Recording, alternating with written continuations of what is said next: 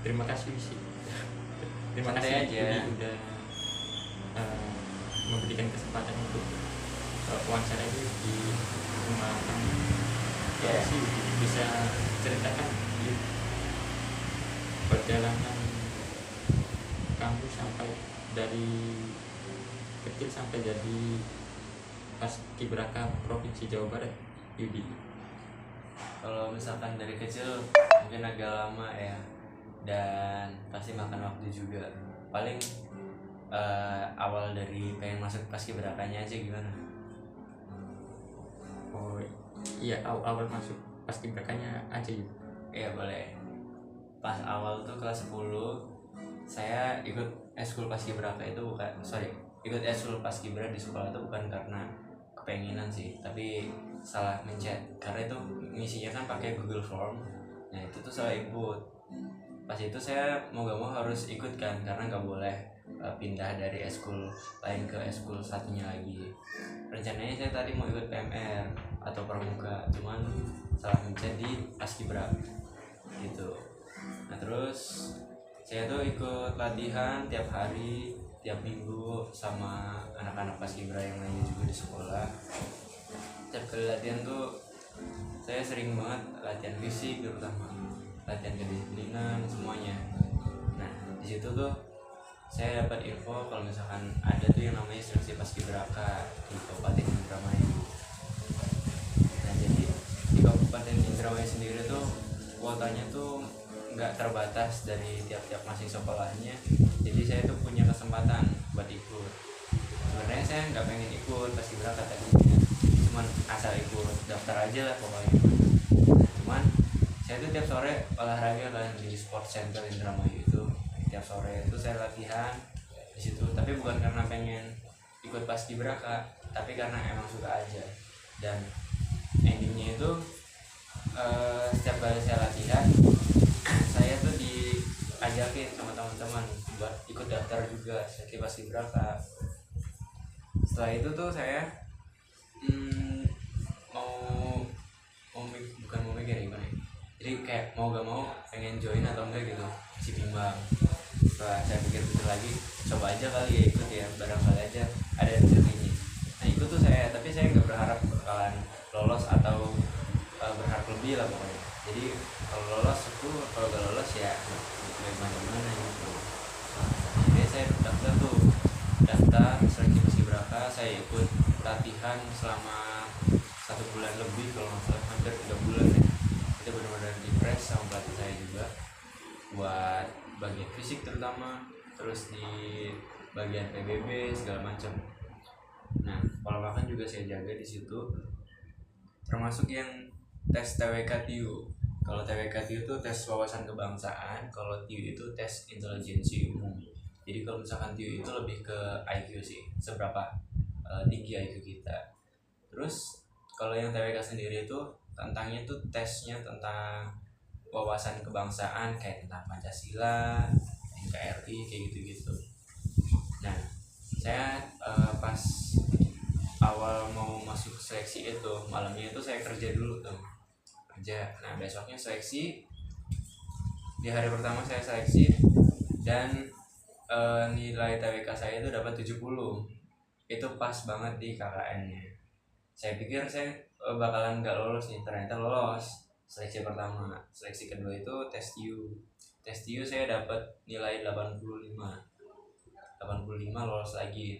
Dan setelah semuanya seleksi berjalan, di hari pertama ada 2 hari sih itu seleksinya bukan di schedule-nya tuh ada 2 hari dilaksanainya. Nah saya udah selesai seleksi di hari pertama itu, malam itu saya kerja kan. Saya pikir saya nggak bakalan lolos di seleksi hari pertama. Ternyata setelah dapat pengumuman saya lolos di seleksi tahap selanjutnya, setmapta namanya. Nah habis itu setelah saya dapat info kayak gitu, saya langsung resign dari kerjaan saya malam itu juga, buat prepare di 2 hari sebelum seleksinya. Nah saya ngejalanin seleksi itu tuh benar-benar kayak pas saya lagi latihan, karena nggak tahu kenapa ya rasanya tuh lebih relax aja, mungkin karena setelah 3 bulan saya latihan mati-matian di situ tanpa stop gitu ya. Pola tidur juga saya jaga sebelum saya masuk seleksi SMAPTA itu. Nah, saya tuh nilai SMAPTA-nya itu dapat 100 sih kalau dibilang juga, karena semuanya itu melebihi rata-rata kayak gitu. Ya tesnya itu termasuknya tuh ya ini aja nih, lari 12 menit, terus push up, sit up, sama back up, terus satu laginya itu shuttle run. Nah itu tes SMAPTA-nya.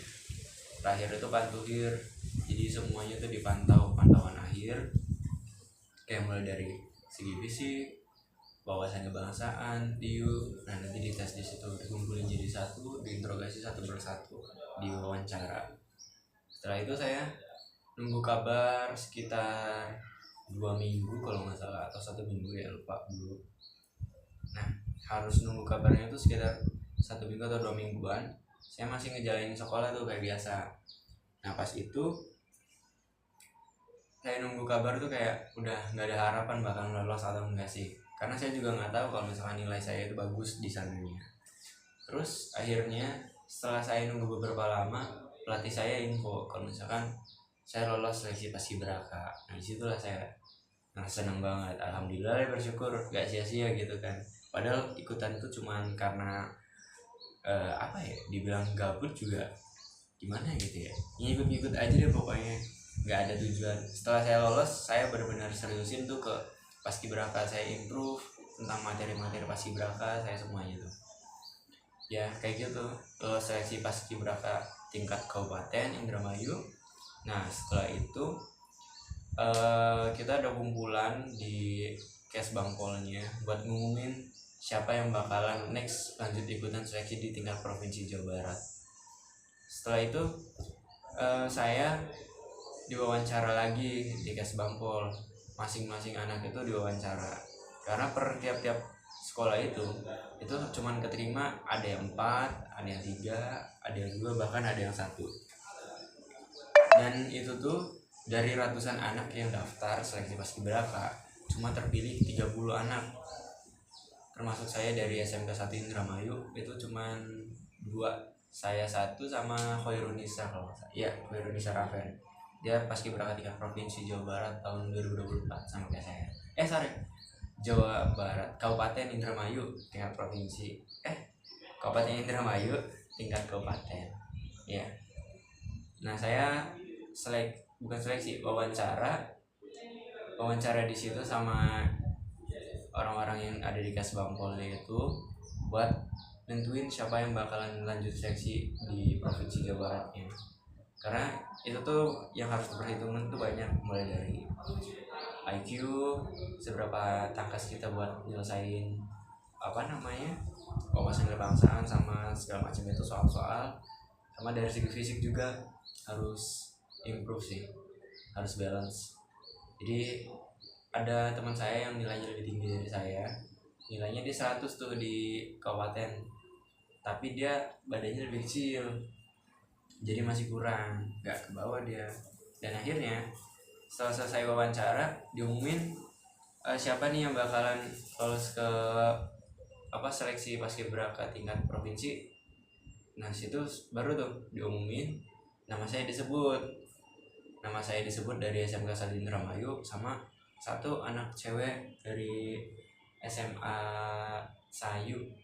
Ya Sayu, bukan Sayu deh, Sasi, 1 Sindang. Saya apa Sasi ya? Kalau nggak salah saya deh. 1 Indramayu itu saya yang di Bundaran Mangga itu ya. Oh iya benar, sorry saya. Nah lolos tuh buat lanjut ke next seleksinya kayak gitu. Setelah itu saya lanjut seleksi segala macam di sana sama kayak yang di kabupaten, cuman bedanya lebih lebih enak, lebih enjoy karena udah tahu, walaupun di sana lebih di-press sama senior maksudnya yang lebih tua ya, udah berpengalaman gitu. Dan yang seleksi juga bukan dari anak-anak paskibraka, tapi dari TNI, Polri kayak gitu. Kopassus juga termasuk di sana. Saya dikarantina selama kurang lebih 3 minggu, hampir 1 bulan di Arhanud. oh bukan, infanteri ya, Pusenif di Pusenif 3 Bandung ya kalau nggak salah itu namanya, pusat pusat latihan infanteri kalau nggak salah di situ. Nah di situ saya latihan selama 3 minggu sampai hari hanya hari upacara 17 Agustus di lapangan Gazibu yang ada di Bandung. Disitulah saya mengibarkan bendera merah putih. Saya di bagian anggota 17 sayap kanan. Jadi kayak gitu kira-kira. Terima kasih.